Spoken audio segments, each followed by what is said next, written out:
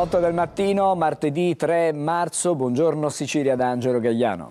E una buona mattinata anche da Marco Carli. Fra poco con Marco leggeremo insieme intanto i quotidiani, quelli regionali, poi andremo a vedere anche le prime pagine dei quotidiani nazionali. Purtroppo non arrivano certamente delle notizie rassicuranti nel panorama mondiale. Ma intanto vediamo i fatti più importanti. Ieri è morto a Milano Nitto Santapaola, lo storico capo della cosca catanese, il boss, sofferente da tempo, ma negli ultimi giorni le sue condizioni erano comunque peggiorate. Stava scontando la pena dell'ergastolo nel carcere di Opera ed era detenuto alla 41 bis. Vediamo e sentiamo questo servizio. Le sue condizioni si sono aggravate negli ultimi giorni. Benedetto Nitto Santapaola è morto ieri a 87 anni nel reparto di medicina penitenziaria dell'ospedale San Paolo di Milano, dove era stato ricoverato di recente. Disposta l'autopsia. Santapaola era detenuto al 41 bis nel carcere di Opera, dove stava scontando l'ergastolo. Storico capo dei capi della mafia catanese, la sua cattura era avvenuta il 18 maggio del 93 in un casolare del Calatino, dopo 11 anni di latitanza. Soprannominato il cacciatore per la sua passione o il licantropo, Santapaola era considerato uno tra i più potenti boss di Cosa Nostra, con forti legami con l'imprenditoria, tanto che negli anni 70 inaugura concessionarie di auto alla presenza di questore, prefetto, arcivescovo e amministratori pubblici.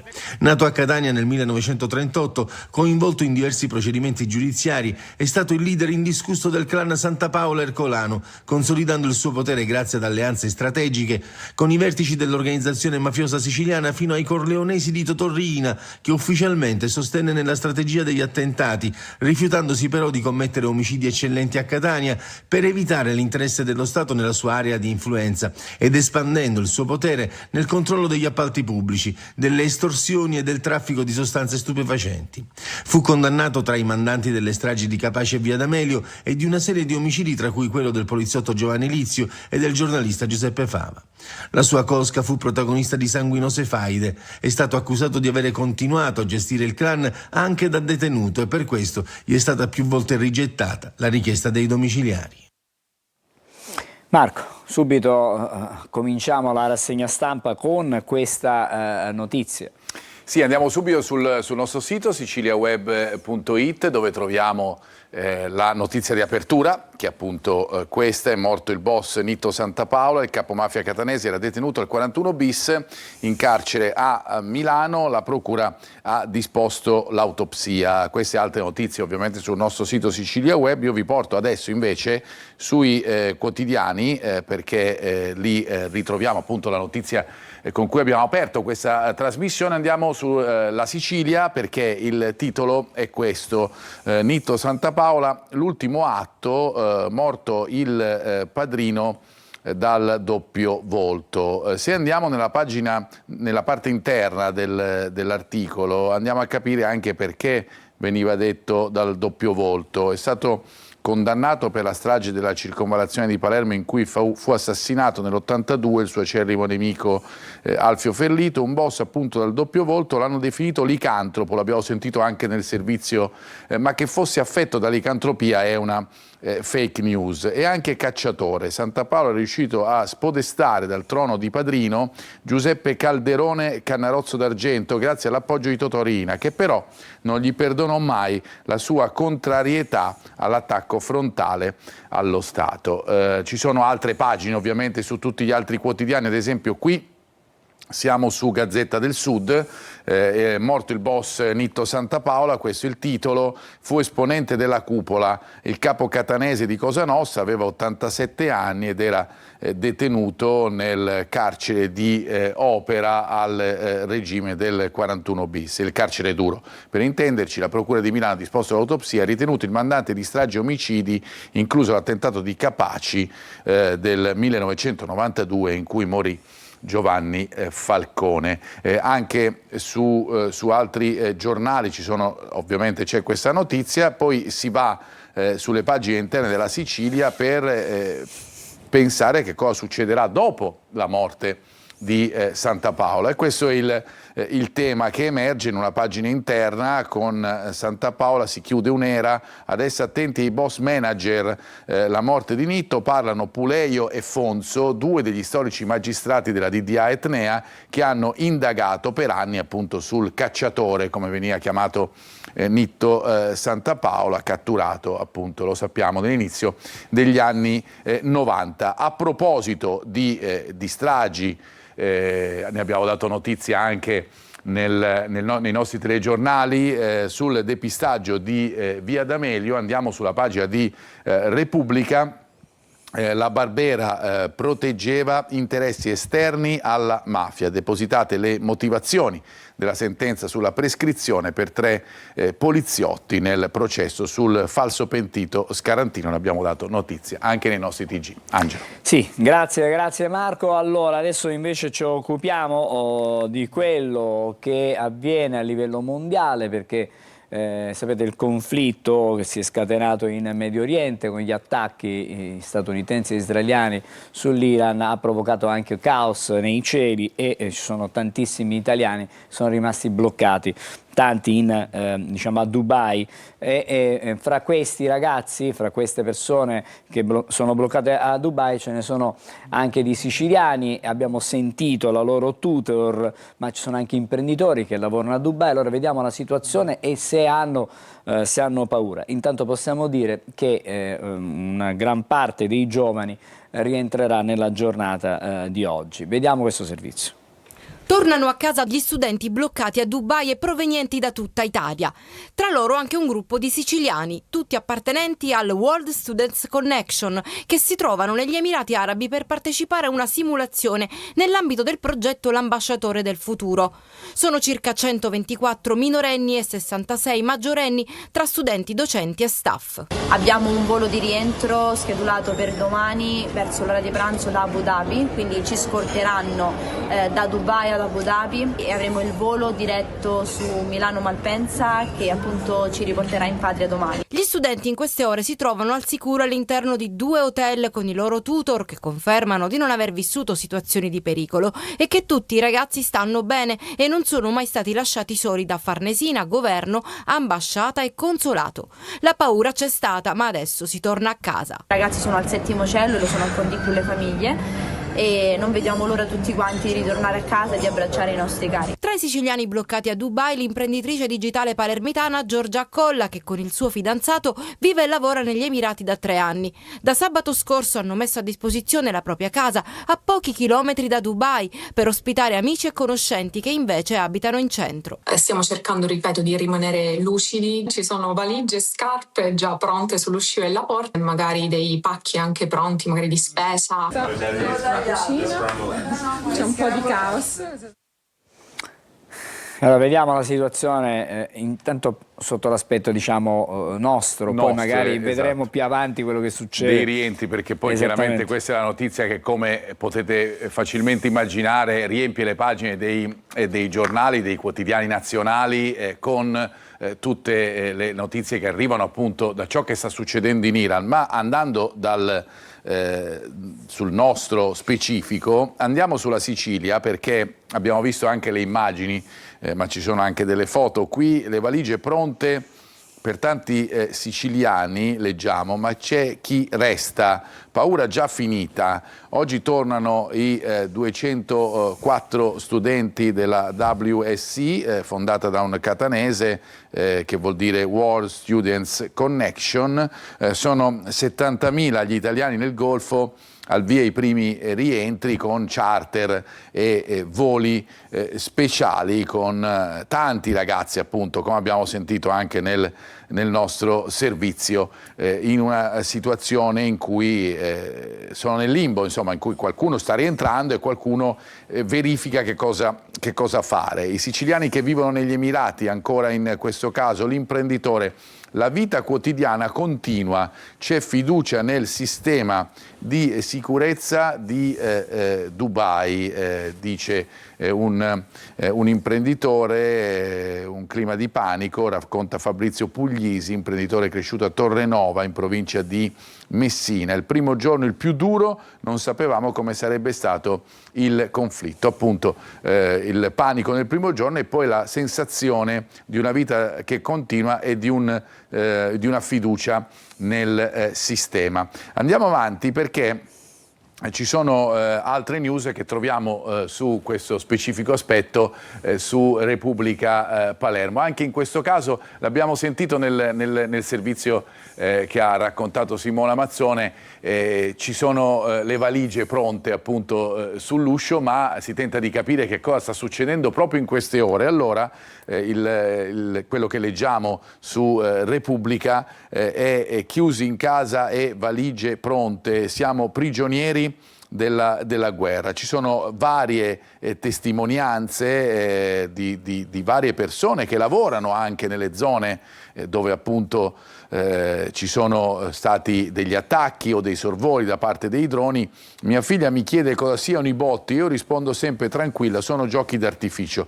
Oppure gli alert continui e il frastuono degli aerei a bassa quota impediscono di pensare ad altro e di riposare. Ci sono appunto le varie testimonianze di chi vive questi giorni e questi attimi di paura. C'è poi il tema economico, perché chiaramente c'è l'aumento del gas e l'aumento anche della benzina in questi giorni. Allora ci si interroga, lo vedremo anche nella cronaca nazionale e internazionale, ma per quanto riguarda la Sicilia abbiamo questa pagina sull'autonomia della Sicilia dal petrolio del Golfo, che però non salva dai contraccolpi. Le conseguenze, la chiusura dello stretto di Hormuz non ha effetti oggi, ma ne avrà domani se i paesi a secco compreranno nel Mediterraneo. Intanto un lieve aumento dei prezzi della benzina già si avverte anche dalle nostre parti. Angelo.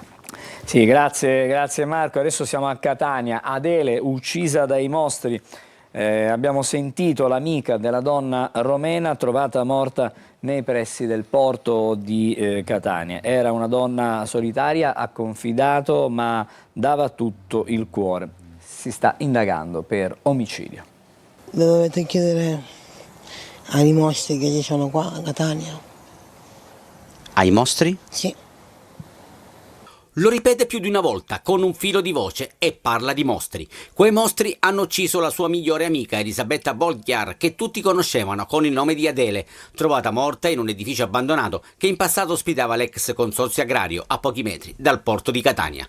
La vittima, 36 anni, nazionalità romena, aveva segni evidenti di percosse e qualche ferita d'arma da taglio, specie alle braccia e al collo. L'autopsia, prevista tra domani e mercoledì, potrà fornire elementi utili agli investigatori. Si indaga per omicidio. Non hanno dubbi gli investigatori che stanno puntando l'attenzione sul mondo della prostituzione e del crack. Non si dà pace Carolina, proveniente dalla Repubblica Dominicana ed amica di Adele. Mi piace fare male alle persone, alle donne deboli, come Adele, come me, come tanti altri. Era un pochino solitaria, però quando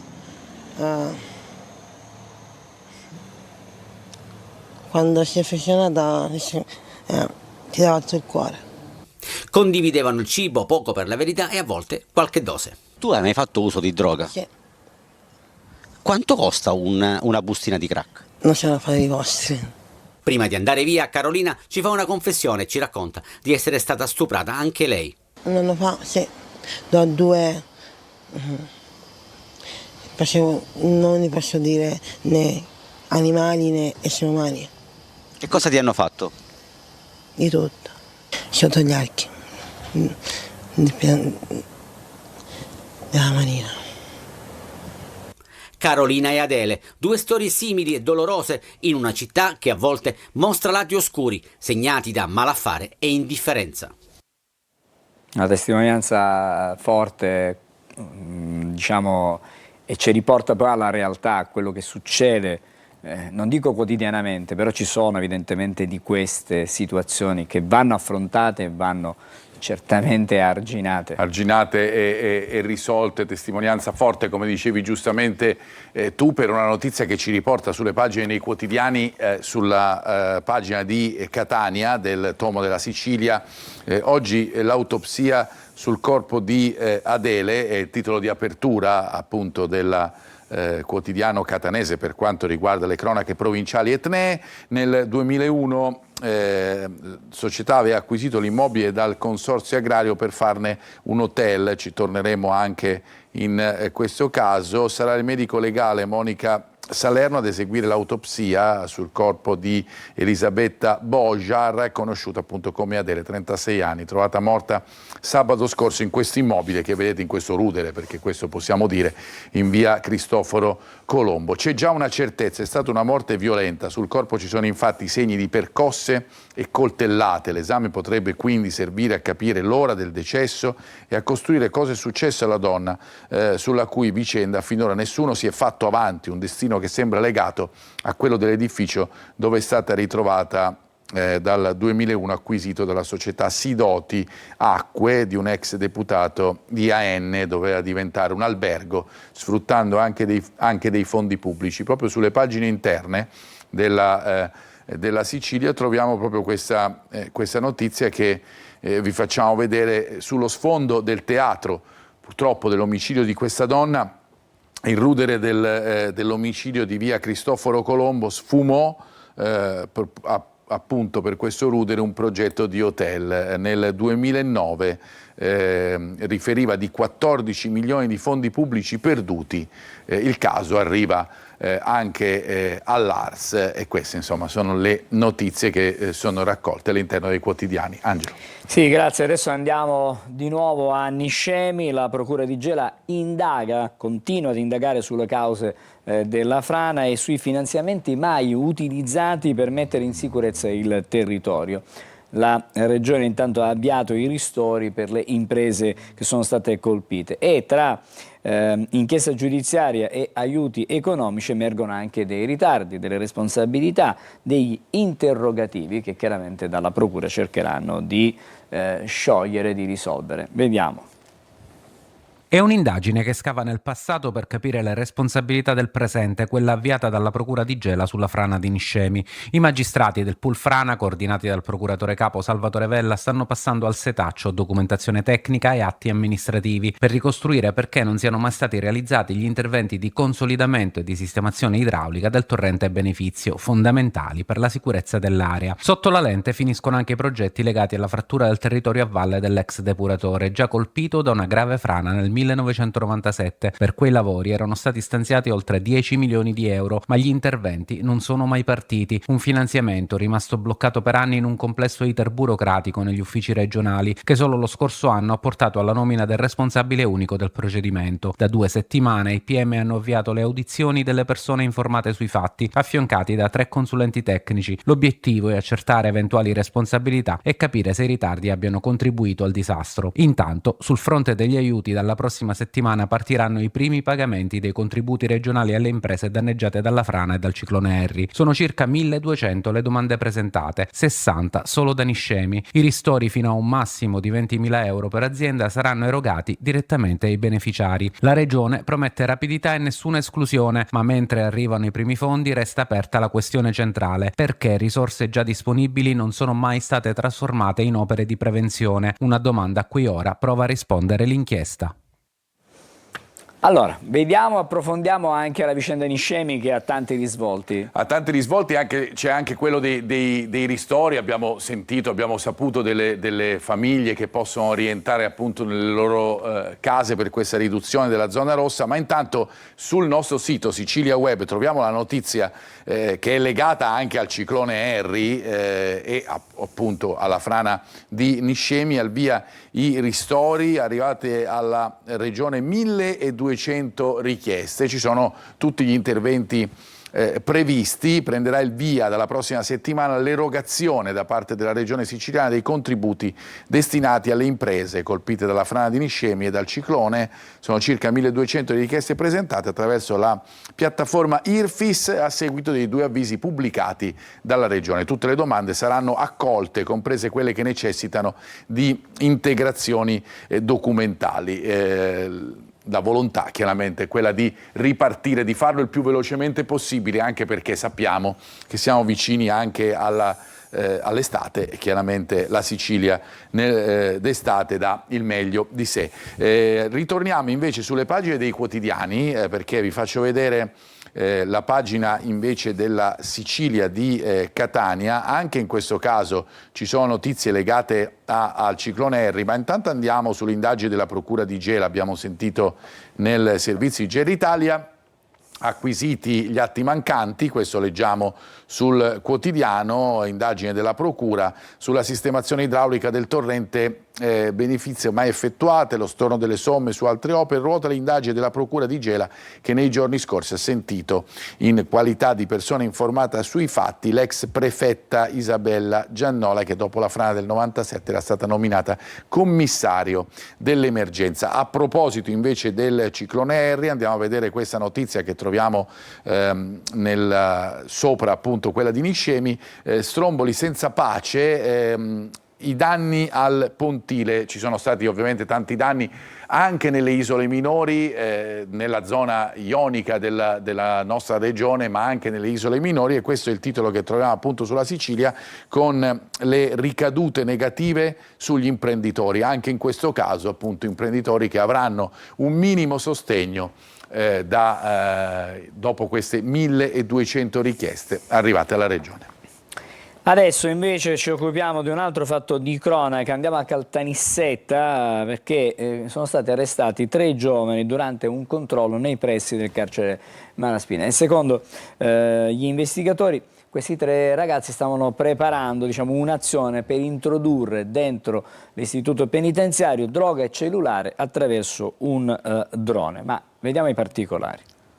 Avrebbero voluto far arrivare droga e cellulari dentro il carcere Malaspina di Caltanissetta utilizzando un drone, ma il loro piano è stato scoperto e bloccato dai carabinieri durante un controllo notturno in centro città. In manette 3 giovani originari della Puglia, un uomo di 29 anni e 2 sue coetanee, fermati a pochi metri dall'istituto penitenziario. I militari della sezione radiomobile hanno notato l'auto ferma in una zona ritenuta sensibile e hanno deciso di approfondire. Dentro il veicolo c'era tutto il necessario: un drone professionale con accessori, 18 smartphone già suddivisi in buste, 300 grammi di hashish divisi in dosi, una bobina di filo d'acciaio e quasi 14.000 euro in contanti. Secondo gli investigatori il materiale era pronto per essere trasportato oltre le mura con un sorvolo notturno dell'area carceraria. Il GIP ha disposto la custodia cautelare in carcere per il 29enne, mentre per le 2 donne è scattato l'obbligo di dimora con prescrizioni. L'intero materiale è stato posto sotto sequestro.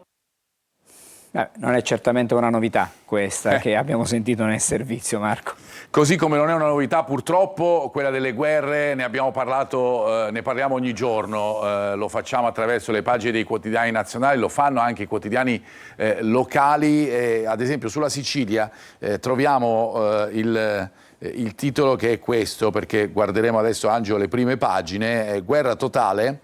Il conflitto si allarga al Libano, colpiti i siti energetici del Golfo, ecco perché si teme, è già in atto un aumento dei prezzi del gas e della benzina. Il peggio deve ancora venire, dice Trump, andremo avanti fino a quando si renderà necessario, ne parleremo fra poco. Intanto i primi rientri, tornano a casa 200 studenti, una palermitana, gli italiani sono miei ospiti, e i contraccolpi con la benzina appunto che vola, con lo stretto di Hormuz chiuso in questo momento, e questo ciò che troviamo sulla Sicilia, compreso il titolo ovviamente sulla morte di Nitto Santapaola. Andiamo adesso sulla Gazzetta del Sud, anche in questo caso l'apertura, la vedete, è legata all'escalation di questa nuova guerra. Droni su Cipro, allerti in Europa, la guerra si allarga all'intero Medio Oriente, nuovo fronte in Libano, mentre 2 velivoli di Teheran sono stati lanciati contro la base britannica nel sud del Mediterraneo. Rafforzata la vigilanza in Italia, con Trump che dice stiamo massacrando l'Iran, andremo avanti a lungo e non esclude l'invio di truppe. Un riassunto ben fatto dalla Gazzetta del Sud, che nel titolo ha un po' specificato tutto quello che sta succedendo. Apertura diversa invece per quanto riguarda la Repubblica Palermo, che va su un'indagine e su un'inchiesta che è stata spesso portata avanti dal quotidiano palermitano, legata alla sanità in Sicilia. Il dossier segreto fa tremare i palazzi della regione, lunghe attese per i pazienti e carenza di materiali ospedalieri nella relazione mai pubblicata. L'assessore alla salute Faraoni dice: superate tante criticità, io ci sto mettendo la faccia. Anche in questo caso abbiamo ovviamente delle notizie legate agli Emirati e al Libano, con i siciliani con il fiato sospeso. Ci sono stati degli attacchi israeliani in Libano. E poi, ritornando alle questioni di casa nostra, l'ufficio tributi nella bufera, tra silenzi e veleni, nessuno che vuole esporsi, straordinario sospeso e vigili in agitazione. Queste le prime pagine dei quotidiani regionali. A te, Angelo. Bene, grazie. Fra poco vedremo invece i quotidiani nazionali, ma intanto diamo uno sguardo anche alla viabilità. Questa mattina con le nostre telecamere andiamo sulla circonvallazione di Catania, altezza del Tondo Gioieni. Come potete vedere, stamattina il traffico non sembra particolarmente, diciamo, congestionato. Sì, c'è chiaramente fila, ma non ci sono blocchi, almeno per quello che vi stiamo mostrando in questo tratto della circonvallazione. Vediamo anche qual è la situazione su via Vincenzo Giuffrida. Traffico intenso, ma fino a questo momento scorrevole, con le immagini che ci mostrano sia le auto in entrata in città, che sono quelle a sinistra sul vostro teleschermo, sia quelle che si dirigono sulla circonvallazione a destra del teleschermo, ma che vanno anche su Viale Mediterraneo, quindi in uscita dalla città di Catania. Altro momento che vi mostriamo è quello invece del tratto basso della circonvallazione, prima del Tondo Gioieni. Qui la situazione è sicuramente un po' più complicata. Ci sono file sia in direzione est che in direzione ovest. Possiamo vedere le auto incolonnate, quelle a destra per la direzione Ognina, dunque mare, a sinistra un pochettino più in basso le auto che invece viaggiano in direzione del Policlinico e dunque verso Mister Bianco. Altri 2 momenti che vi mostriamo: una bella cartolina invece dell'Etna innevata, questa mattina sgombro di nuvole, almeno fino a questo momento il cielo attorno al vulcano. E poi vi mostriamo anche Taormina, il golfo di Taormina, con sullo sfondo, come vedete, anche l'Etna. Anche da questo versante il vulcano appare decisamente carico di neve. E allora ci fermiamo adesso, fra poco saremo di nuovo insieme per leggere stavolta i quotidiani nazionali con Marco Carli.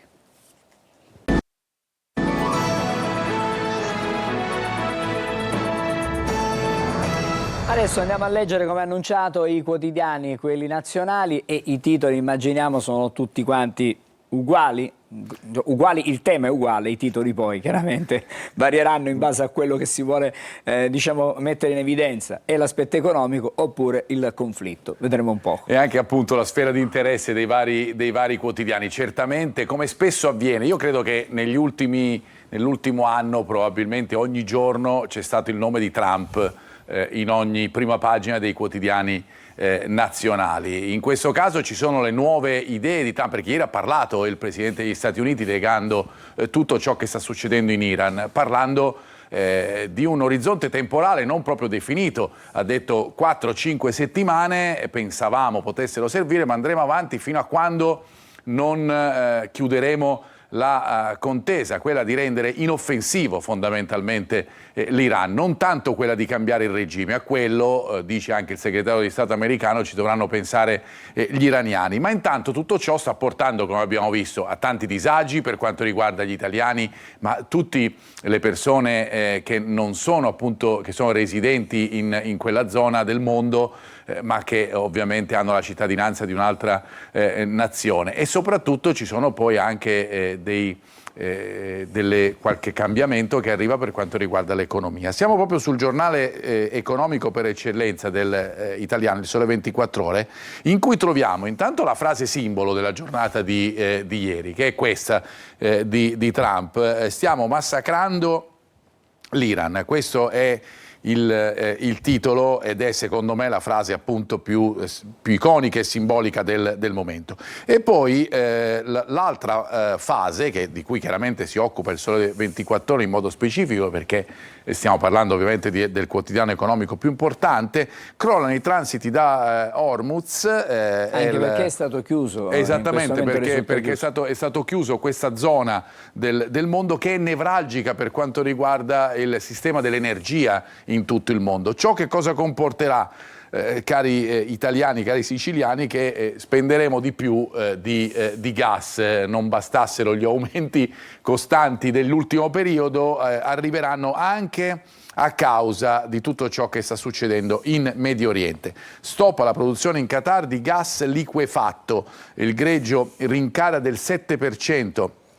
L'allarme degli armatori, e poi Pasdaran che dicono colpiremo ogni nave nello stretto, pensate un po'. Intanto droni italiani su Cipro, Israele che colpisce il Libano, la Francia, e questa è un'altra notizia importante della giornata di ieri, Macron che annuncia l'aumento del numero delle atomiche. Ha detto: un paese per essere potente, per essere rispettato, deve essere potente, deve essere forte, per essere forte va aumentato l'arsenale, ecco, se così possiamo dire, e questo è un altro tema che chiaramente farà molto discutere. E poi l'emergenza Dubai ad Abu Dhabi, restando sul Sole 24 Ore, con la ripresa lenta dei voli, con il rientro appunto, ne abbiamo già parlato, dei 200 studenti. Vi faccio vedere altre prime pagine, partendo dal Corriere della Sera, in cui sull'attacco all'Iran c'è la grande ondata. Questa è la definizione, alta definizione giusta usata dai quotidiani. Dal Medio Oriente a Cipro, divampa la guerra, nuovi raid israeliani, fuga dal Libano, Macron, più testate nucleari, il leader americano: avanti, stiamo massacrando il regime di Teheran, vola intanto il prezzo di gas e petrolio, giù le borse. Questo è il tema che troviamo sul Corriere della Sera, di cui vi facciamo vedere anche una pagina interna, perché è interessante capire anche la zona del mondo in cui ci troviamo, e lo facciamo attraverso questa cartina con missili e droni, gli attacchi continui, il timore di finire le munizioni, si assottigliano le scorte delle contraeree, intanto sono stati uccisi i capi dell'intelligence iraniana. Questo è l'Iran, ovviamente la parte un po' più scura di queste immagini, con un focus specifico sulla città di Teheran, la capitale, in questo senso. E poi abbiamo l'altro fronte, perché come sempre c'è Israele di mezzo, chiaramente con i primi attacchi che abbiamo visto di Israele nei confronti dell'Iran, concordati con gli Stati Uniti, e ora la situazione con il Libano che attacca il nord dell'Israele, di conseguenza gli attacchi verso il sud del Libano da parte di Israele. Inoltre poi c'è Cipro, che è quest'isola qui nella parte orientale estrema del Mediterraneo, che sappiamo è divisa in due e che ha avuto degli attacchi in queste ore. Ecco perché si parla di escalation della guerra in questo senso. E appunto su Repubblica, eccolo il titolo: l'escalation di Trump, il presidente degli Stati Uniti sull'Iran: li stiamo massacrando ma la grande ondata deve arrivare, cioè ancora siamo all'inizio. Ecco, questo è il tema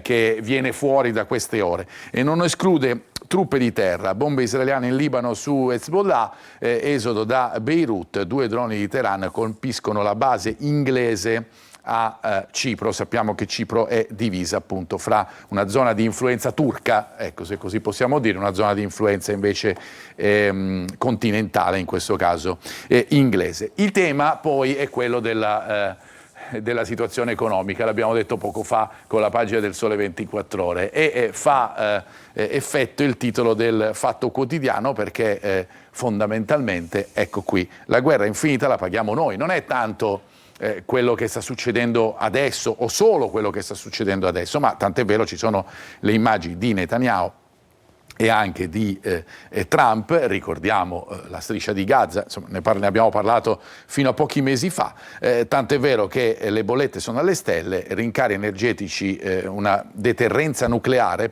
dice Macron, e gli attacchi in Libano con Cipro che viene colpita.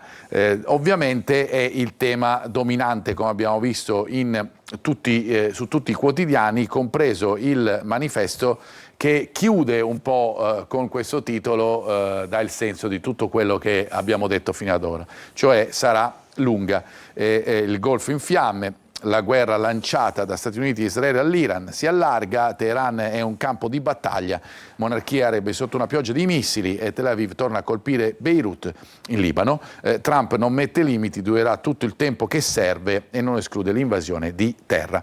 Ovviamente tutto questo tema non può non suscitare le costanti e continue considerazioni politiche riguardo all'Italia, perché da un lato c'è l'Unione Europea che sembra, secondo i giornali, divisa un po' su che cosa fare e su come schierarsi in questo senso, una caratteristica che abbiamo visto anche nelle guerre precedenti, quelle appunto ancora in atto, come ad esempio quella fra Russia e Ucraina. Però ci sono le considerazioni legate anche a quello che sta facendo l'Italia. E allora, andando sul Libero, guardate qua, si parla dell'ora degli avvoltoi, i profittatori di guerra. Movimento 5 Stelle e PD provano a recuperare voti col conflitto, Elli scarica gli iraniani, dovevano fare da soli, e Tajani smaschera Conte, noi troppo vicini a Trump, tu da lui in ginocchio, dice Tajani. Ieri in commissione c'è stato uno scontro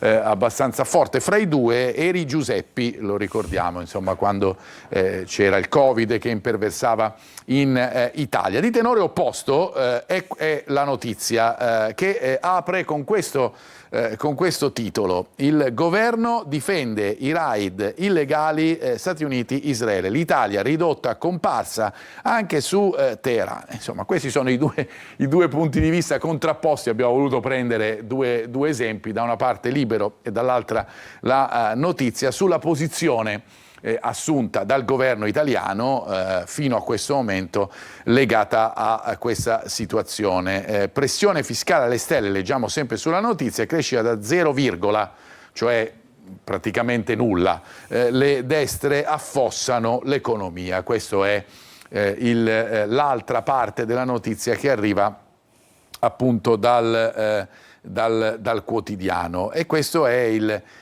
tema che riguarda un po' tutto ciò che troviamo sui quotidiani. Anche questo, con la guerra a macchia d'olio, troviamo su Avvenire, con l'aumento appunto delle nostre testate nucleari per quanto riguarda la Francia, e chiaramente ci sono poi varie reazioni. Appunto in commissione della Camera vi abbiamo fatto vedere, vi abbiamo fatto leggere prima, Tajani e Crosetto spiegano mai scontro con PD e 5 Stelle, le ricadute, il petrolio, gas, trasporti, altro shock per l'economia. La leadership entra nel vivo la corsa per il dopo Khamenei, e chiaramente tutte queste considerazioni che fanno parte, sono da corollario alla notizia principale, che è quella che vedete in questa foto, con un edificio, uno dei tanti, bombardato ieri da Israele nel sud del Libano. In questo caso le stesse immagini, le stesse foto le troviamo a Teheran, sede, in questo caso è una sede di un ente considerato vicino a Hezbollah. I temi della guerra che tengono banco li ritroviamo ovviamente anche sulla Nazione, sul Resto del Carlino e sul Giorno. Oltre al tema appunto della guerra, con le truppe che potrebbero entrare in Iran, c'è anche la notizia di cronaca che aveva riempito le pagine dei giornali prima del weekend, con il tram deragliato e con il conducente che è indagato. Nuove verifiche della procura su questa ipotesi di malore che avrebbe poi portato all'incidente. Grazie allora a Marco. Più avanti saremo di nuovo insieme a te per approfondire anche altri temi dai quotidiani. Intanto noi fra pochissimo approfondiremo proprio il tema principale che abbiamo trattato nella nostra rassegna stampa, questo conflitto in Medio Oriente, l'attacco congiunto di Israele e Stati Uniti nei confronti dell'Iran. Cercheremo di capire quali possono essere gli scenari che si possono verificare. Lo faremo con Francesca Longo, che è una docente di relazioni internazionali all'Università di Catania. Per adesso restate insieme a noi, fra poco Buongiorno Sicilia sarà di nuovo insieme nelle vostre case, insieme a voi.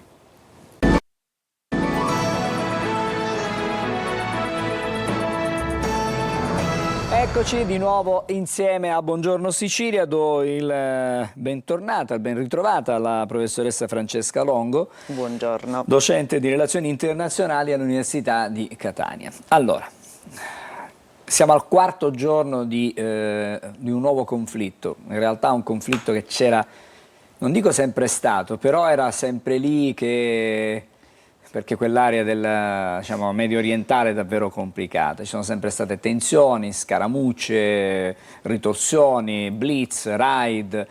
Adesso invece siamo andati oltre, si è andati molto oltre, soprattutto questo raid ha portato alla morte della guida spirituale dell'Iran e da lì poi le conseguenze che stiamo vedendo e che chiaramente vedremo ancora.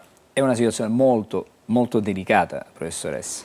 Sì, è una situazione molto delicata che rischia di aumentare, se ciò è possibile, l'instabilità della zona. Ed è delicata almeno per 3 livelli di motivi. Il primo perché gli attori in gioco ora hanno, come dire, scoperto le loro carte, hanno abbandonato totalmente quello che sembrava essere un inizio di trattativa e hanno deciso di risolvere il problema con la violenza, con il riacuirsi della guerra.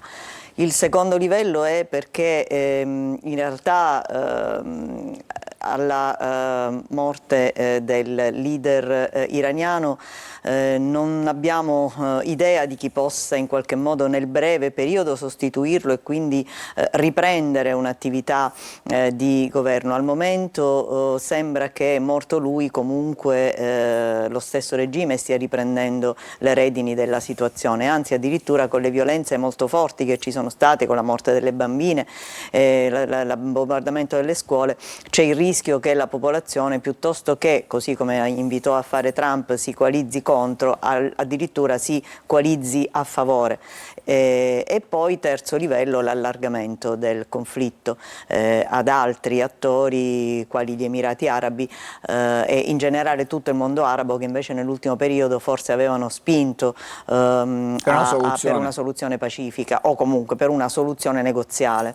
Senta, da ieri sera o da ieri pomeriggio circolano delle notizie su quello che potrebbe essere stato poi la goccia che ha fatto traboccare il vaso. Pare che questi colloqui di Ginevra a un certo punto ci sia stato un momento di grande tensione con l'Iran che ha rivendicato la propria autodeterminazione a poter arricchire l'uranio con delle parole piuttosto pesanti. Là praticamente è scattata la telefonata che poi forse ha fatto infuriare Donald Trump. Questo non lo sapremo mai se effettivamente è stata questa la motivazione, però indubbio che la strategia dell'Iran in questo momento è quella di coinvolgere, di allargare il conflitto, di coinvolgere paesi che hanno fatto anche da mediatori in questo rapporto. Gli attacchi, sia pure sporadici, sugli Emirati Arabi, su Dubai, su altre zone dell'area e soprattutto adesso il coinvolgimento in qualche modo anche di Cipro, che è stata raggiunta da qualche drone, mettono anche l'Europa in attenzione. Sì, per quanto riguarda il primo aspetto è vero, l'Iran in questo momento, dopo diciamo la tra virgolette sconfitta dei suoi alleati in Siria si ritrova a dover gestire la sua situazione in maniera isolata e quindi cerca di coinvolgere anche altri attori. C'è da dire che in realtà lo stesso si possa dire anche di Israele, nel senso che i due attori principali di questo teatro di guerra, che sono Israele e l'Iran, che dal 7 ottobre di qualche anno fa hanno incrementato le loro relazioni di guerra, sono in una situazione diciamo di grande ricerca di cosa? Della leadership dell'area.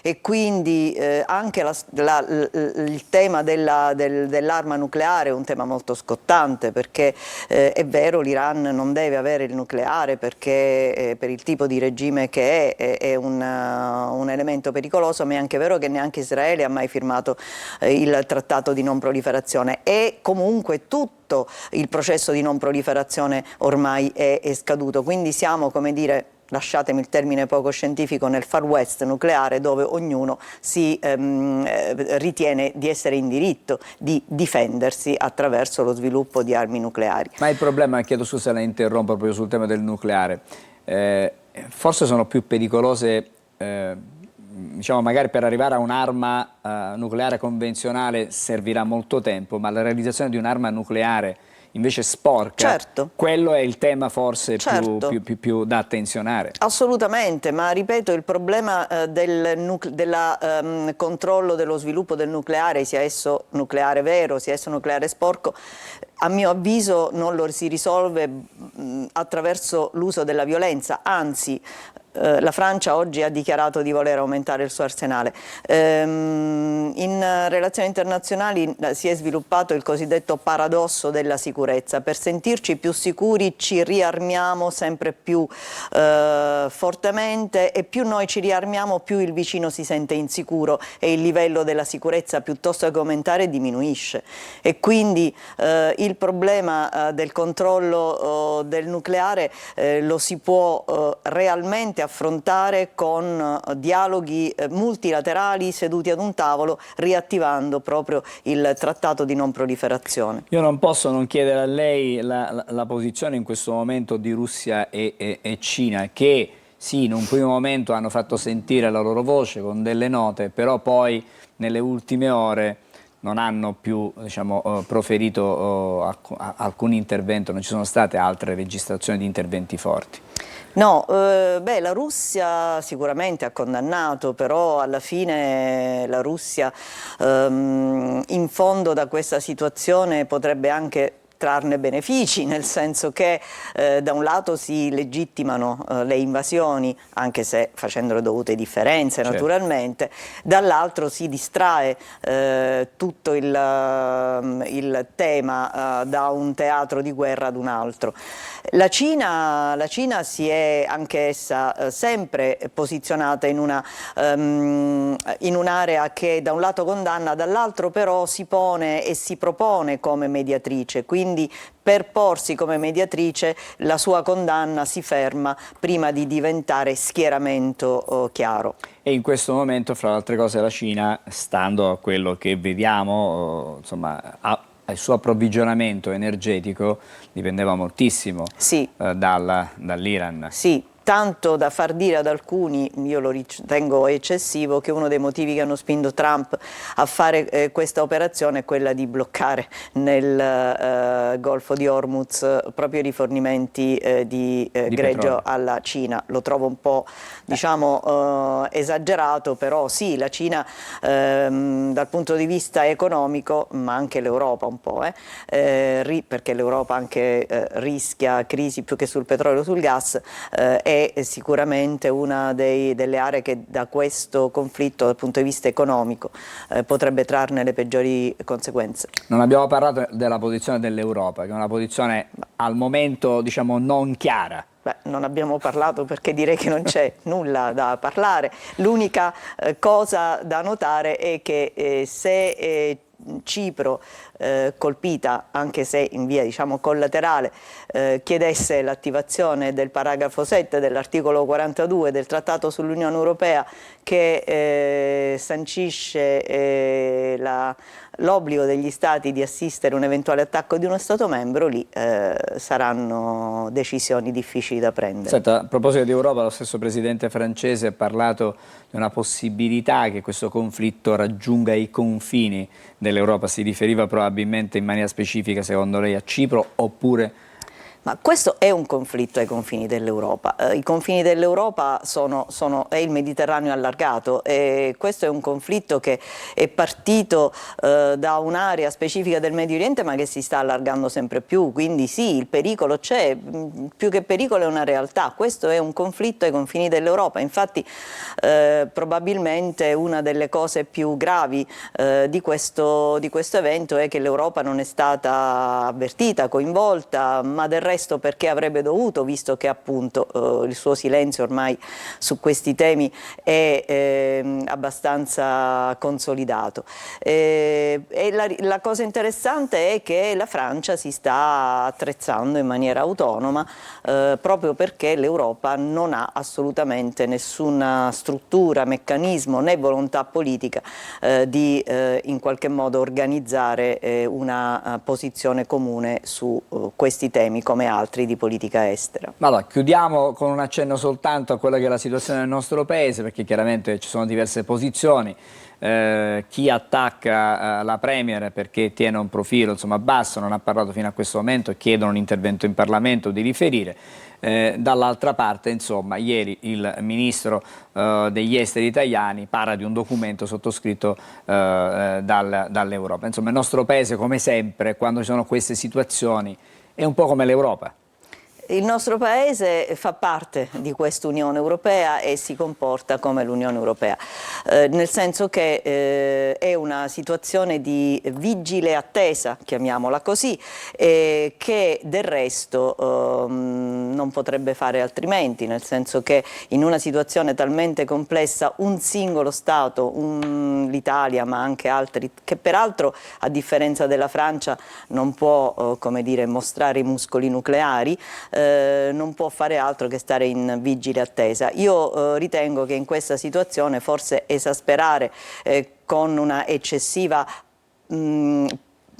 politicizzazione la questione della guerra non fa bene a nessuno, e quindi io ritengo che la polarizzazione interna su questo tema forse sarebbe da evitare, e invece iniziare un percorso di discussione politico più importante. Grazie professoressa. Grazie a voi. Grazie alla professoressa Francesca Longo, che è docente di Relazioni Internazionali all'Università di Catania. Ci fermiamo per pochissimo, fra poco saremo di nuovo insieme a voi e stavolta parleremo di salute, ma lo faremo fra pochissimo. Ritrovate questo nuovo appuntamento con Trebi Meteo per la giornata di martedì 3 marzo, pressione atmosferica alta sulla nostra penisola, garanzia di bel tempo e stabilità un po' ovunque, sole prevalente sì, ma non ovunque, vi saranno difatti un po' di nubi specie sulla Valpadana e su parte del tratto costiero adriatico, ma in assenza di precipitazioni. Una situazione meteo buona e tranquilla anche sulla Sicilia, il tempo si presenta e mantiene asciutto ed assolato, con temperature diurne nelle diverse province comprese fra i 17 e i 20 gradi, una ventilazione in prevalenza debole o assente e mari di conseguenza quasi calmi o calmi sotto coste ed anche a largo. Uno sguardo alla giornata di mercoledì, poco cambierà poiché il contesto si mantiene anticiclonico, a garanzia di stabilità ed ampi spazi soleggiati. Qualche nube di passaggio sarà possibile ma innocua, non darà luogo a conseguenti precipitazioni, poche anche le variazioni termiche. Per ulteriori dettagli vi rimando come di consueto all'app gratuita e sempre aggiornatissima Trebi Meteo.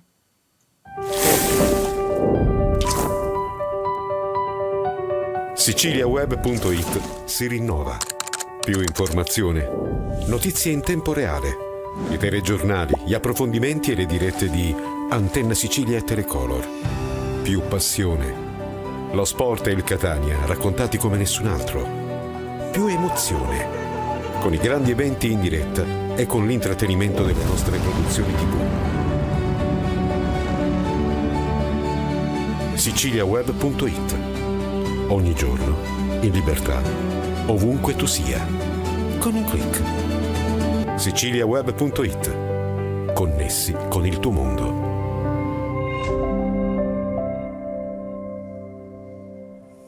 Allora, abbiamo annunciato che avremmo parlato di salute, ma parliamo di salute in rosa, mettiamola così, salute e donna. Per questo do il benvenuto e buongiorno alla dottoressa Luana Coco, buongiorno. Che è il direttore sostituto del coordinamento territoriale materno-infantile dell'ASP di Catania. Sì. Poi c'è anche il dottore, buongiorno, Gabriele Giorgianni, che è dirigente responsabile dell'UOS, coordinamento attività vaccinali metropolitane e provinciale dell'ASP di Catania. Quindi insomma adesso parliamo di questa iniziativa che si svolge su 2 giorni, dico bene? Sì, 2 giorni. Allora, l'ASP di Catania è sempre attenta al bisogno delle persone. In occasione della giornata internazionale della donna, il 7 e l'8 marzo, promuove questa iniziativa Salute e Donna, che è dedicata al benessere femminile e alla prevenzione. Quindi da un lato Salute e Donna proporrà spazi di informazione dedicati proprio alla donna e affiancherà invece poi screening oncologici e vaccinazioni. Quindi insomma diciamo che c'è la possibilità di poter prenotare questi controlli, dottore Giorgianni? Sì, noi appunto ci sono nelle locandine, comunque sul sito dell'ASP ci sono tutte le indicazioni per la prenotazione di servizi che sono importantissimi nell'ambito della prevenzione. Ovviamente noi quotidianamente lavoriamo nell'ambito della prevenzione, nei consultori, negli ambulatori di vaccinazione, per tutte le attività legate appunto al mondo della prevenzione. In particolare appunto sia giorno 7 che giorno 8, giorno 7 ci sarà l'apertura degli ambulatori di vaccinazione per la vaccinazione antipapillomavirus, che è una vaccinazione fondamentale perché protegge dal cancro della sfera genitale sia maschile che femminile e dai tumori testa-collo. E giorno 8 invece saremo al centro Sicilia, sempre con tutta l'equipe che riguarda sia screening che vaccinazione, per vaccinare e effettuare poi gli screening all'interno del centro Sicilia. Do il numero di telefono, il numero verde a cui magari ci si può prenotare in modo tale che si ha la possibilità poi di fare questi controlli. 800 894 007, ma c'è anche la possibilità di mandare una mail all'indirizzo screening@aspct.it da lunedì al venerdì 8:30 13, e lunedì anche dalle 15 alle 17:30. Voleva aggiungere qualcosa? Sì, per le vaccinazioni, questa è la prenotazione per gli screening, invece per la vaccinazione, per prenotare la vaccinazione si può mandare una mail a stophpv@aspct.it o chiamare allo 095 25 40 104 dalle 8:30 alle 12:30 tutte le mattine, e comunque dico non rimanderemo nessuno. Oh, bene, quindi saranno accolte tutte le richieste. Dottoressa Coco, ci sono degli esami specifici che voi farete nel corso di questi controlli, questi screening ginecologici? Sì. A chi sono indirizzati in maniera particolare? Sì, allora il 7 marzo avremo l'apertura straordinaria dei consultori familiari dell'UC Salute Donne e Prevenzione Oncologica in via D'Annunzio 60, dove si effettueranno gli screening ginecologici, quindi HPV test e PAP test per le donne aventi diritto, quindi fascia di età 25-64 anni, prenotabili attraverso il numero verde che abbiamo appena detto, quindi 800 894 007, oppure mandando una mail all'indirizzo screening@aspct.it. Presso i consultori sarà anche attivo uno sportello di ascolto e supporto psicologico per le donne vittime di violenza. Lì ci sarà accesso libero o su prenotazione, e inoltre nei consultori si potrà anche ritirare il kit per il sangue occulto nelle feci. E ci sarà anche un altro servizio, l'ambulatorio di mammografia disponibile con fascia di età 50-69 anni. Fra le altre cose si possono fare questi controlli non soltanto sulla città di Catania, ma leggo anche che oltre agli ambulatori, io parlo in generale, non sto parlando nello specifico, sono attivi sia gli ambulatori vaccinali di Corso Italia, il PTA di San Giorgio, siamo anche a Masco Lucia, sarete presenti ad Acireale, insomma il territorio metropolitano in qualche modo viene coinvolto nel suo complesso. Adesso parliamo anche anche di quelli che sono le vaccinazioni, abbiamo detto, oncologiche, mi passi il termine, diciamo, che trattano, che si occupano di prevenzione. Sì, appunto ne abbiamo 2 vaccinazioni che proteggono dal cancro. Una è quella per l'epatite B, che già effettuiamo in epoca pediatrica, e poi appunto questa cardine per quanto riguarda il papillomavirus. L'offerta è relativa, è una vaccinazione che funziona benissimo se cominciata in epoca adolescenziale, quindi la nostra offerta parte dagli 11 anni ed è gratuita per tutte le donne nate dal 2014 al 96 e per i maschi dal 2014 al 2003. Oltre queste fasce di età, dietro prescrizione medica da parte del medico di medicina generale piuttosto che dello specialista all'interno del Servizio Sanitario Nazionale, è comunque possibile effettuare la vaccinazione in forma gratuita. Sì, leggo anche che sono anche altri recapiti, altri numeri di telefono, c'è lo 095 254 0104 attivo da lunedì al venerdì dalle 8:30 alle 12:30, c'è la possibilità di poter fare queste prenotazioni. Assolutamente sì, perché ripeto è una vaccinazione cardine. Noi tra l'altro stiamo incominciando anche un progetto a scuola proprio per aumentare l'adesione, come voluto appunto la nostra direzione strategica, voluto per aumentare le coperture vaccinali negli adolescenti, e ringraziamo anche la Croce Rossa perché ci sta dando un supporto anche logistico, soprattutto in occasione del giorno 8. Eh sì, proprio di questo volevo parlare, c'è questa stretta collaborazione con la Croce Rossa che mette a disposizione questi mezzi mobili anche, ma soprattutto c'è materiale informativo che voi distribuirete in questi punti di informazione. Allora, giorno 8 saremo presenti con il camper della prevenzione al Polo Commerciale Centro Sicilia, e lì nel camper si effettueranno sempre mammografie, HPV test, PAP test, distribuzione del kit per lo screening del coloretto e vaccinazioni. E lì ci sarà il prezioso supporto della Croce Rossa che metterà a disposizione quindi un ambulatorio mobile e anche i volontari che si faranno accoglienza e informazione per l'accesso ai servizi. Il messaggio che sta dietro a tutta questa operazione è uno, no? Ed è molto semplice. No, assolutamente sì, è legato sempre al discorso della prevenzione.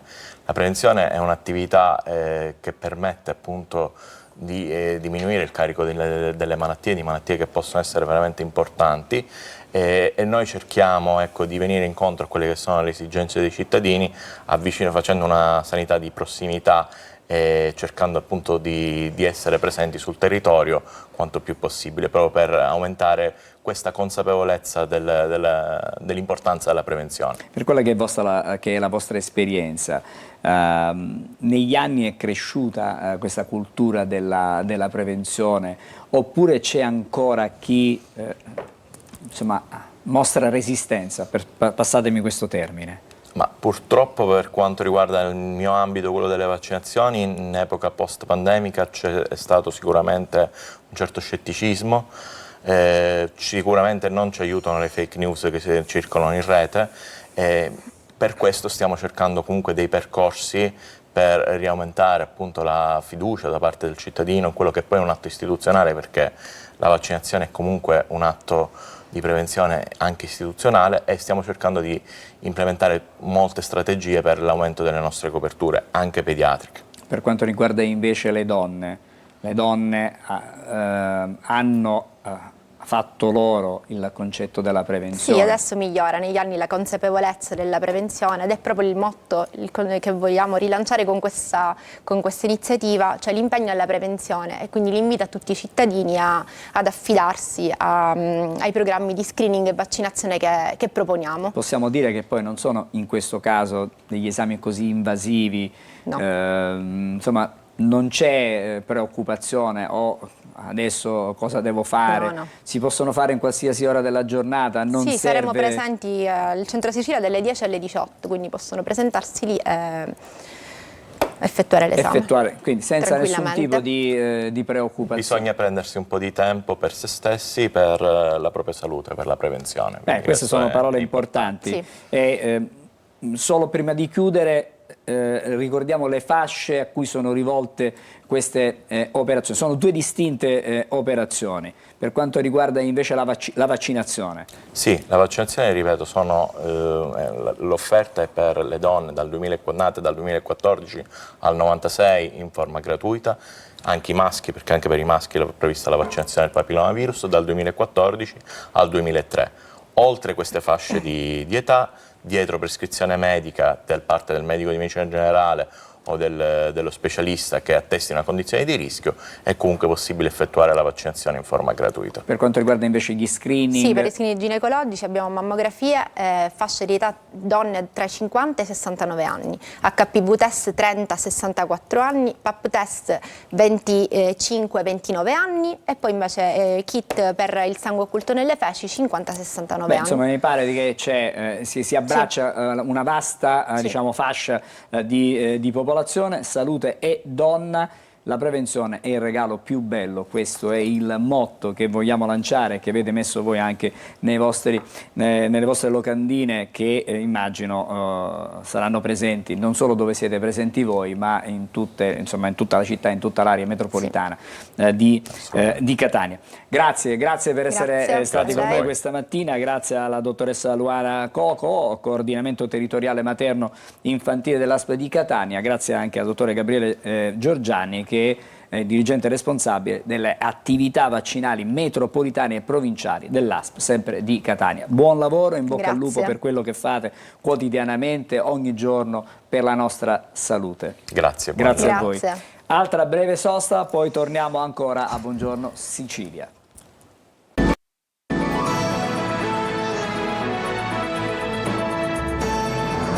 Allora, di nuovo insieme facciamo un aggiornamento con le notizie con Marco Carli. E io per l'aggiornamento, Angelo, ti porto sull'ANSA, sul sito dell'ANSA, che dà degli aggiornamenti soprattutto per quanto riguarda il fronte israelo-libanese, perché vediamo il titolo.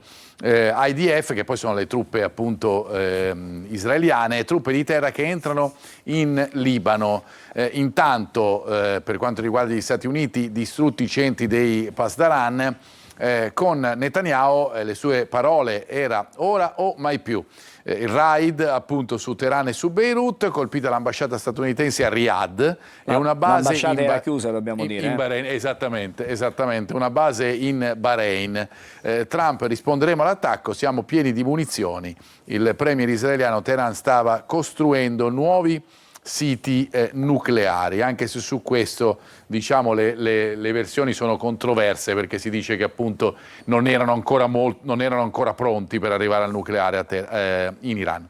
Migliaia di missili e decine di sottomarini. In cosa consiste l'arsenale di Teheran e poi tutte le varie situazioni, con le crepe anche tra gli alleati contro l'ok tardivo di Starmer alle basi britanniche. Oggi è un giorno importante, sarà un giorno importante per le borse, perché ieri c'è stato un calo repentino, soprattutto per quanto riguarda Milano, 2% di perdite, l'Europa verso un avvio pesante appunto con la guerra. Immagino che ci saranno già le prime aperture delle borse, fra poco magari cercheremo di capire qual è in questo momento. Te lo dico anche subito. In tempo reale? Euro in calo questa mattina sui mercati valutari, la moneta unica europea è scambiata a 1,16 dollari con una flessione dello 0,16%. Avvio in rialzo per lo spread invece in Asia. Intanto la chiusura è pesante anche in questo caso, sono tutte le borse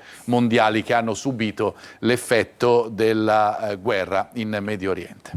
D'accordo, allora Marco, resta lì in postazione perché fra poco torniamo da te, perché torneremo a informarci non solo sui fatti diciamo delle ultime ore, ma anche parleremo di sport. Proveremo in questo contesto in questo contesto anche a parlare di sport, ma intanto adesso possiamo parlare invece delle previsioni astrali con il nostro Marco Amato.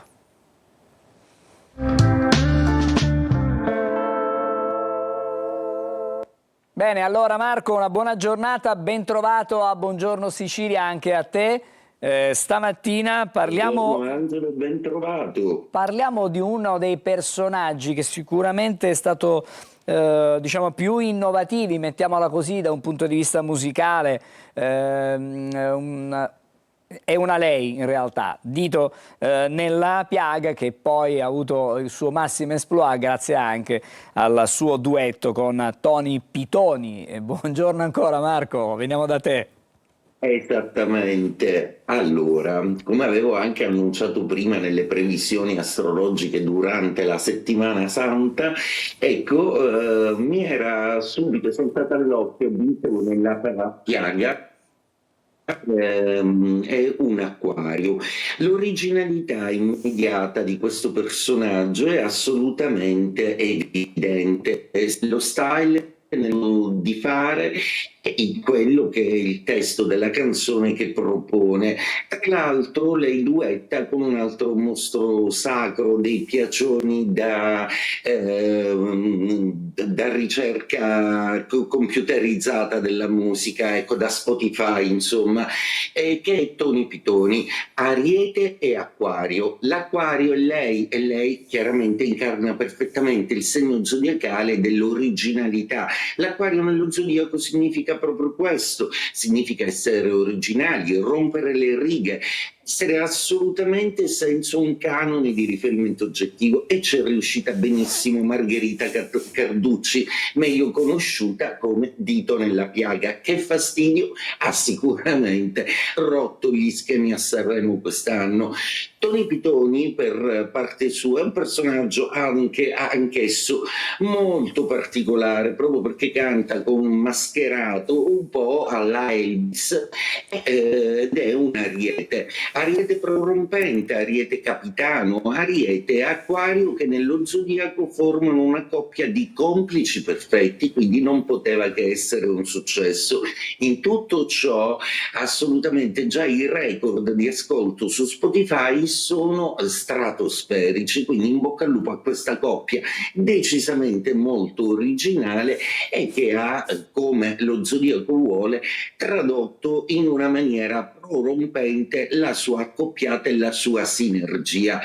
Cosa succede oggi invece nello zodiaco? Oggi cambia un po' una governance importante, proprio perché Marte arriva in Pesci. Marte, pianeta della guerra, della passione, dell'azione, si butta nel mare spirituale ed infinito dei Pesci, segno della spiritualità per sua natura, con una luna in opposizione, per cui c'è un conflitto proprio emotivo molto forte. Cosa accade ai segni zodiacali? Ve lo racconto. Ariete, Marte è il vostro capitano, il vostro pianeta, per cui tuffandosi nel mare dei Pesci prende in considerazione strategicamente tutt'altre sfumature di significato. L'obiettivo a volte può essere un pochino più interiore e sentimentale. Toro, buone notizie per voi, Marte finisce di pungolarvi, non è più un ostacolo, non è più un tema che vi crea difficoltà. Adesso il Toro è molto più rilassato, sa di non avere nemici, sa di quello che non può più fare o accadere, quindi progettate serenamente, cari Toro. Gemelli, per voi aumenta l'indice di confusione, proprio perché i pianeti in Pesci sono un po' perniciosi per il vostro cielo zodiacale. In più oggi si ci mette anche la luna che è in Vergine, per cui c'è un pochino di caos. Il modo di vedere le cose dovrà cambiare, proprio perché avete un'idea della realtà che non è proprio quella oggettiva. Fatevi consigliare da qualcuno. Cancro, la luna oggi è proprio quella che si oppone a Marte, la luna è il vostro timone, il vostro capitano, per cui oggi siete un pochino più nervosi e belligeranti, quindi un po' di calma. Leone, per voi invece tutto questo bailam planetario sembra portare una grande affinità. Dovete fare bene i conti, riprogettare economicamente, perché la luna è di seconda casa, quindi affrontare le difficoltà economiche anche anche in 2. Vergine, la Luna oggi è nei vostri gradi zodiacali e si oppone a Marte in Pesci, per cui oggi la Vergine sarà molto impegnata a capire le proprie ragioni e le ragioni del partner o degli altri. Passione e attrazione comunque per questo segno zodiacale. Bilancia, per voi oggi Marte perde il suo trigono, per cui non è più d'appoggio, per cui cari Bilancia ora dovete fare i conti con le prese di posizione che avete avuto rispetto agli altri.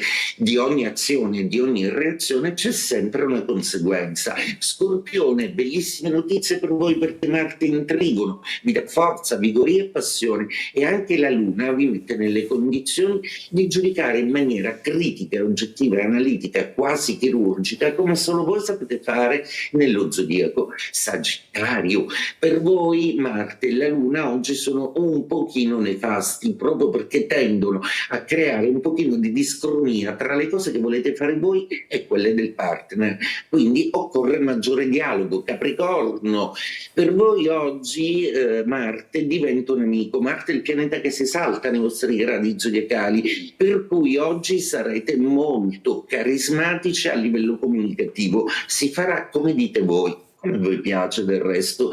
Acquario, per voi oggi Marte esce dal vostro cielo zodiacale, quindi l'Acquario è più alleggerito, è meno nervoso, più passionale, più innamorato e più romantico, quindi Marte e Venere, entrambi in Pesci, saranno gioia e passione.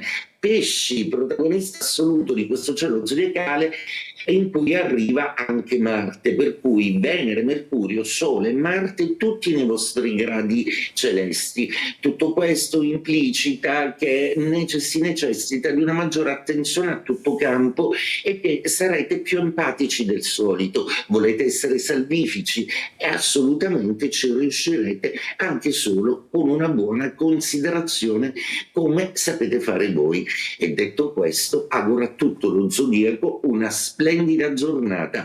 Ciao Angelo e buongiorno Sicilia. Grazie Marco, ci ritroviamo domani. Intanto vado da Marco Carli perché, dicevamo, parleremo di calcio, si comincia a giocare per la Coppa Italia, sono le semifinali. Esattamente, allora partiamo da lì. Io avevo preparato le pagine del calcio regionale, ma andiamo allora da lì perché partiamo dalla Gazzetta dello Sport e andiamo a vedere un po' quella che è la situazione delle big italiane, di cui una sola impegnata in questo turno di Coppa Italia, cioè l'Inter che giocherà con il Como questa sera e che ha delle pressioni estere per uno dei suoi gioielli, cioè Pio Esposito, che interessa all'Arsenal, ma sembra che l'Inter abbia detto di no in questo momento. Poi bisognerà vedere ovviamente l'offerta, ma l'idea è quella. E poi ci sono sia la Juve che il Milan, che invece preparano la settimana. Per il Milan è una settimana importante perché porterà proprio al derby con l'Inter di domenica. L'altra semifinale è quella fra Lazio e Atalanta di Coppa Italia, che si giocherà invece domani. Io volevo portarti invece, Angelo, a fare un ragionamento sulle squadre siciliane, perché c'è un dato che accomuna un po' le due big, il Palermo in Serie B, il Catania in Serie C. Ed è questo, lo vediamo sulla pagina di Repubblica, e riguarda il Palermo, ma potremmo dire la stessa cosa del Catania. Secondo in casa, sesto in trasferta. Il Catania è settimo, credo, esatto. in trasferta. È un Palermo a due facce. Il Catania è primo in casa invece per quanto riguarda la Serie C. Al Barbera la squadra di Inzaghi ha ottenuto 33 punti al pari del Venezia e 2 in meno del Monza. Lontano dalla Sicilia soltanto 18, mentre il Frosinone primo ne ha 30. Fra parentesi le squadre isolane che saranno impegnate anche nel turno infrasettimanale. Il Palermo attende il Mantova, mentre il Catania, lo sappiamo tutti, è atteso dal big match in casa del Benevento, che Telecolor trasmetterà in diretta, in chiaro e in esclusiva. E ci sono le parole sulla Sicilia di Pieraccini. La partita è giovedì alle 20:30, lo ricordiamo. Il Catania ci crede, il difensore dal ritiro campano, perché il Catania è rimasto lì in Campania dopo la partita con la Salernitana, prepara l'assalto di giovedì alla capolista Benevento. Siamo più forti, a Salerno è mancato soltanto il gol, sono sicuro che giocheremo al meglio per cercare il successo. È l'unica strada per il Catania per provare ad alimentare ancora la corsa al primo posto. Grazie Marco, noi ci fermiamo qui con Buongiorno Sicilia, l'appuntamento a domani, vi lascio i programmi della rete, vi auguro una buona giornata.